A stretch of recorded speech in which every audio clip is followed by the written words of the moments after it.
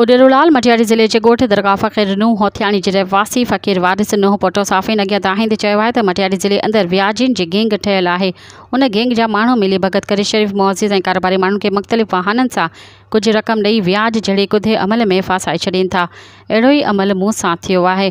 ला ख़ान मरी ऐं ॿियनि संदसि साथारनि व्याज में फासायो। हींअर हू असां खां करोड़े रुपयनि जी घुर करे रहिया आहिनि। व्याज न ॾियण जी सूरत में ख़ानदान समेत ख़तरनाक नतीजा भोगन जी धमकियूं पिणु ॾेई रहिया आहिनि, जंहिं सबबु असां सख़्तु परेशान आहियूं। व्याजी ऐं संदसि साथारी मुख़्तलिफ़ वाहननि सां असांखे हिरासा करे रहिया आहिनि। व्याजीन ऐं संदसि साथारियुनि मां असांखे जानी माली ख़तरो आहे। हुननि कंहिं बि वक़्तु नुक़सानु पहुचाए सघनि था। आऊं IG Sindh police, DIG Hyderabad, SSP Matiari समेत ॿियनि वसवारनि खां घुर कयां थो त पासर व्याजिन ख़िलाफ़ क़ानूनी कार्रवाई करे असांखे इंसाफ़ फराहम कयो वञे।